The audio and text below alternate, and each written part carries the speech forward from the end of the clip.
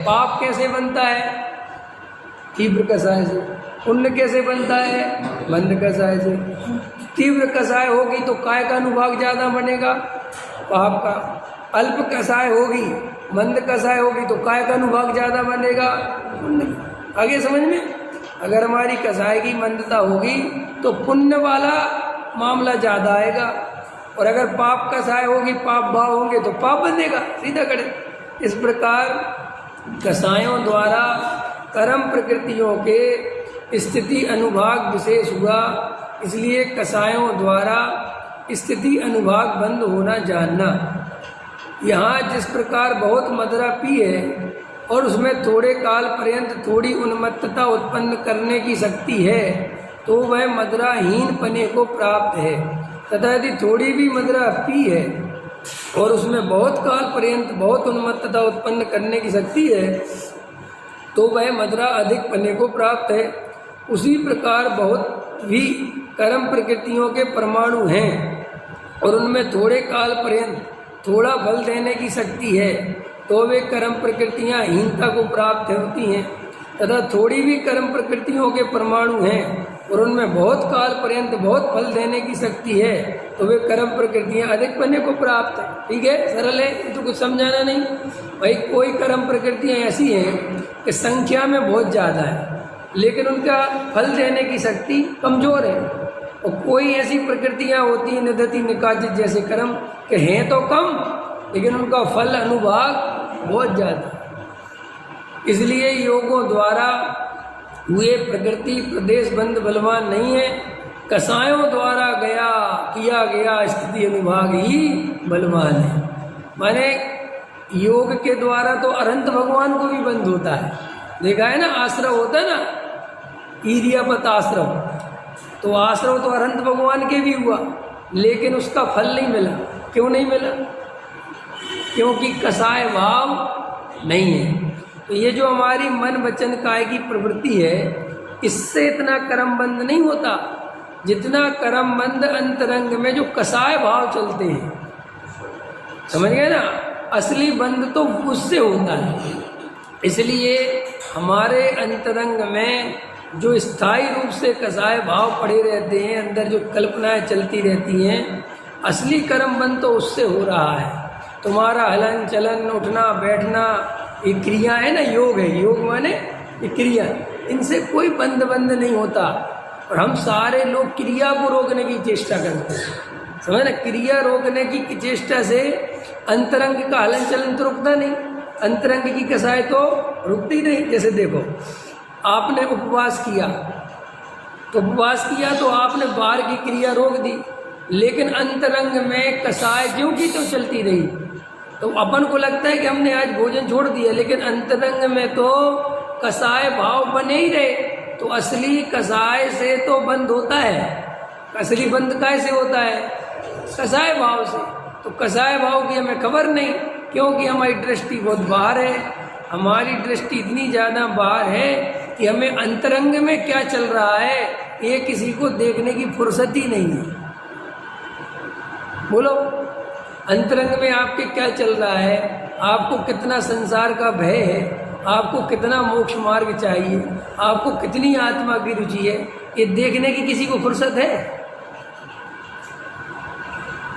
हमें क्या करना है, क्या कर रहे हैं हम, इस पर्याय में यहाँ क्यों है, क्या है, कौन देखता है? बस इस पर्याय संबंधी व्यवस्थाओं के बारे में क्या हमारे रात और दिन काय के विचार चलते मुकेश जी? इसी पर्याय के संबंध में, भाई ये काम बन जाए, ये काम बन जाए, ऐसा हो जाए, ये हो जाए, रोग नहीं हो, ये नहीं हो, वो नहीं हो, बस ऐसा काम कर लेंगे, इससे ये हो जाएगा। बस इस मतलब अंतरंग में निर्णय नहीं करते, श्रद्धा ही नहीं करते कि भैया इस पर्याय संबंधी कार्य अपनी योग्यता से होंगे, जो होना होगा होगा। मैं तो अंदर चैतन्य तत्व हूँ, ये देखने की फुर्सत ही नहीं है जी। क्रिया करने की फुर्सत है, मंदिर आने की फुर्सत है, पूजा करने की फुर्सत है, स्वाध्याय करने की, लेकिन अपने अंतरंग को देखने की फुर्सत नहीं है। और अंतरंग को देखे बिना हमें अपनी कमी कैसे पता चलेगी कि हमारी स्थिति है क्या? और देखो, आचार्य भगवंत कह रहे हैं कि असली कर्म बंध तुम्हें उसी से हो रहा है। काहे से हो रहा है? अंतरंग से। तुम्हारे बहिरंग से कोई स्थिति अनुभाग बंध नहीं हो रहा। स्थिति अनुभाग बंध तो जो अंदर कसाय भाव चल रहे हैं, तो एकत्व चल रहा है, कर्तृत्व चल रहा है, ममत्व चल रहा है, भोक्तृत्व चल रहा है, बंध तो उससे हो रहा है। लेकिन उसकी हमें खबर नहीं, उसकी तरफ हमें देखने की फुर्सत नहीं। ख्याल में है ना, हम विचार करने को राजी नहीं। देखो भाई, मैं यहाँ आने के पहले विचार कर रहा था, बैठे बैठे सोच रहा था कि अभी तो हमारी श्रद्धा भी मजबूत नहीं हो पा रही। अनुभव तो बहुत दूर की बात है। क्या कहा मैंने? अभी तो हमारी श्रद्धा इस लेवल की नहीं हो पा रही है कि सर्वज्ञ भगवान ने जैसा परिणमन देखा है वैसा होगा। अभी तो ये भी नहीं बन रही बात। राजेश जी, सर्वज्ञ भगवान ने जैसा परिणमन देखा है, एक एक पर्याय का वैसा ही परिणमन होना है, उसमें कोई हेर फेर नहीं करा जा सकता। अभी ये श्रद्धा नहीं हो पा रही हमारी। जब ये श्रद्धा अभी नहीं हो पा रही तो आत्मानुभव कैसे होगा? अभी ये श्रद्धा नहीं हो पा रही हमारी, ये निर्णय नहीं ले पा रहे हम कि संसार में सुख नहीं है। अभी हम ये निर्णय नहीं कर पा रहे हैं कि पैसे से सुख नहीं आएगा।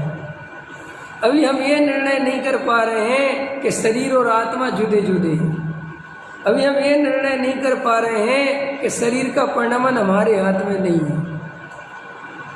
अभी ये निर्णय नहीं कर पा रहे।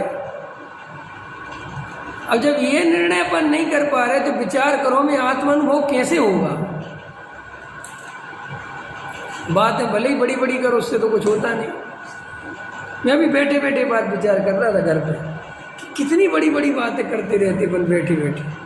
हम 3 लोग के नाथ हैं, कोई पूजा करते हैं, हम बने बनाए भगवान हैं, अपन को उत्कृष्ट धर्म मिला है, अपना सर्वोत्कृष्ट है, अपने यहाँ सर्वज्ञ भगवान है, वीतरागी धर्म है। कितनी बढ़िया बढ़िया सर्वोत्कृष्ट चर्चा है, नहीं है? और अभी सर्वज्ञ पे भरोसा नहीं है। रोज उन भगवान को अर्घ चढ़ा रहे हैं, उनकी पूजा कर रहे हैं, भक्ति कर रहे हैं, लेकिन 1% ये भरोसा नहीं आता है कि ये सुखी है और मैं दुखी हूँ। इनने जो मार्ग अपनाया वो सुख का है और मैंने जो अपना रखा है वो दुख का है। अभी ये समझ नहीं आया।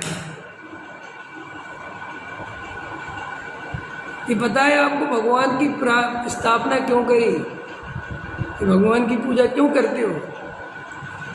हमारे यहाँ भगवान तो वीतरागी, अपने भगवान लेते देते तो है नहीं, तो इनकी पूजा क्यों करते हैं?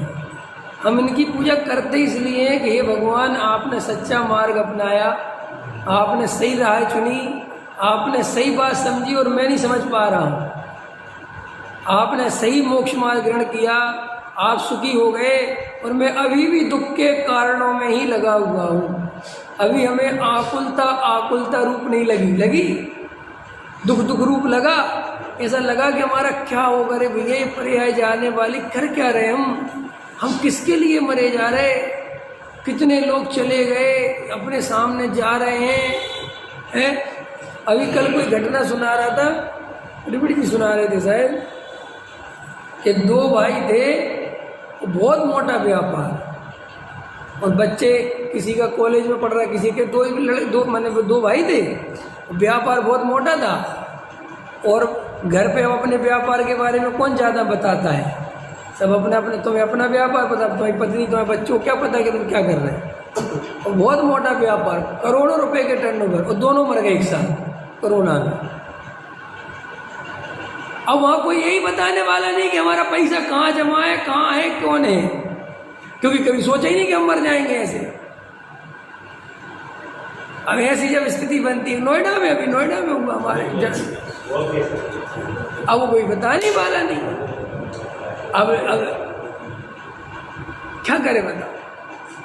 तो ये अपन ऐसी घटनाएं देखने के बाद भी अंतरंग से चेतते नहीं हैं। और चेतने का मतलब 2-4 मिनट शोक मना लिया, आधा घंटा अरे रे ऐसा कर लिया, हो गया, फिर जो के तो ऐसा लगता है जैसे तू अजर अमर तत्व हो के आया।